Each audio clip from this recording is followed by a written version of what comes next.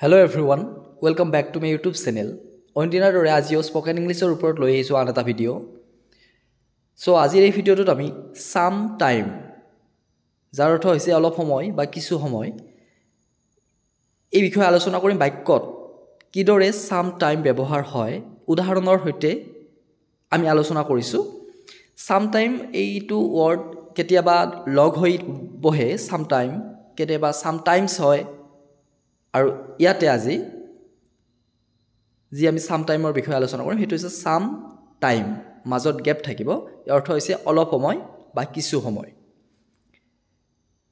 যে মোক অলপ সময় দিয়া, অলপ সময় পিছত আহিবা, মোৰ কাৰণে অলপ সময় ৰ'ব পাৰিবানে, তোমাৰ লগত অলপ সময় কথা পাতিব পাৰিমনে। এনেকুৱা ধৰণৰ দৈনন্দিন জীৱনত আমি ব্যৱহাৰ হোৱা যিবিলাক বাক্য আছে সেইবিলাক ইংৰাজীত ক'ব লাগিলে আমি কেনেদৰে ক'ব লাগিব।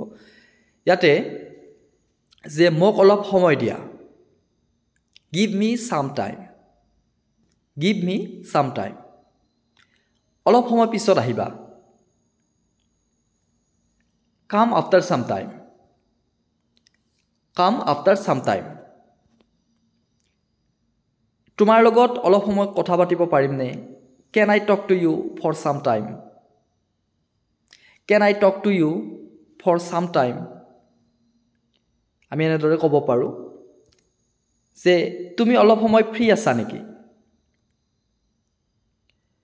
যে are you free for some time, are you free for some time।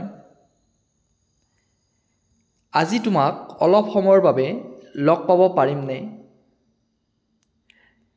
can I meet you for some time today, can I meet you for some time today। So এনেকুৱা ধৰণে আমি বাক্যবিলাক ইংৰাজীত ক'ব পাৰোঁ। সো তোমালোকে মনত ৰাখিবা সাম টাইমেৰে কেনেদৰে বাক্য সাজিব লাগিব, বাক্যত কেনেদৰে ব্যৱহাৰ হ'ব। সো আজিলৈ ইমানখিনিয়ে। যদি তোমালোকে চেনেলটোত নতুন তেনেহ'লে ছাবস্ক্ৰাইব কৰিবা, যথেষ্ট উপকৃত হ'ব পাৰিবা। স্পকেন ইংলিছৰ ওপৰত কণ্টিনিউৱাছলি ভিডিঅ' দি থকা হৈছে। সো আজিলৈ ইমানখিনিয়ে, ধন্যবাদ।